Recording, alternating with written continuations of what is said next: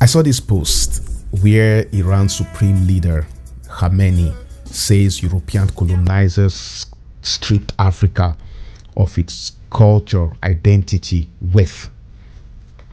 And you know what? He wasn't lying, because that is exactly what Europe did. They stole our gold, ivory, bronzes, and even our people.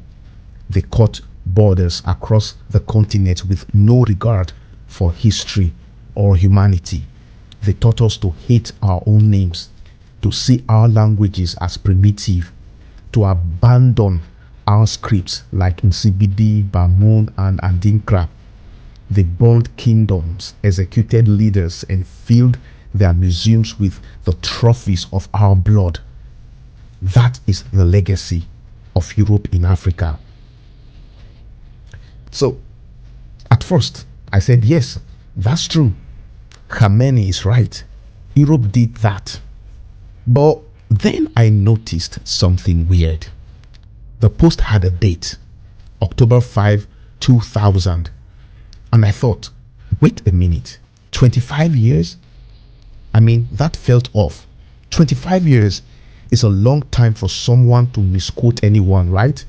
So I went to fact check it myself, as I always do. And the truth is, Khamenei didn't say this back in 2000. This is actually a brand new post from August 2025 on his official X account. So whoever posted that old date, whether accident or design, is misleading. It makes the whole thing look like old wisdom when it's really just politics of today. It is fresh, which makes the timing and his intent all more interesting, because now the question becomes, why is he saying this? Why now? What's the point of recycling Africans' pain at this particular moment? Why is the Iranian supreme leader suddenly speaking for Africa? What does he want from us? You see? Because if we should be honest, right? Khamenei has no local standing whatsoever to lecture Africans on what was stolen from us. He has none whatsoever, none. Because Iran itself is sitting on the ruins of its own erased identity. Before Islam was forced on Persia through jihad, there was Zoroastrianism, a rich and advanced civilization with its own culture and worldview. That also was colonization. That was colonization. And what happened? It was erased, colonized, Islamized. Everything he accuses Europe of doing to Africa happened to his own people through Arab conquest and forced religious change. So for him to point fingers at Europe while standing on a land whose original identity was crushed by an Arab Islamic conquest is the height of irony for me. So I don't buy the performance. Africans don't need pity speeches or social media posts from the East or the West. We know what was stolen from us. We carry the scars of the slave trade, the partition of Africa, the loot in European museums, the plantations, the broken systems designed to keep us dependent. But we also know the cure isn't in Tehran, London, or Paris. It's here in Africa with us.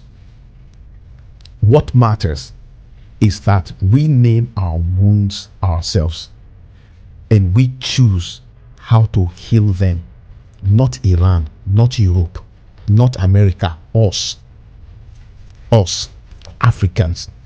Our healing, our rebuilding must be written in our own hands.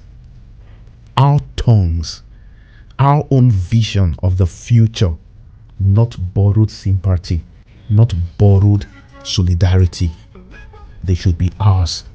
So yes, Khamenei spoke the truth about Europe. But let's not fool ourselves into thinking he's an ally of Africa. His concern is not our liberation, it's political positioning. And Africans must stop being swayed by convenient sympathy from leaders who have also benefited from erasing others.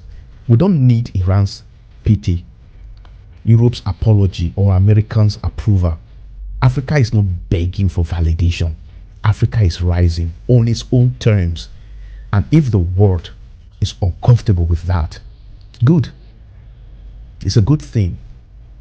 We don't need your approval. We don't need your pity. We don't need your social media sympathy post. No. Africa is rising. And to my African brothers and sisters,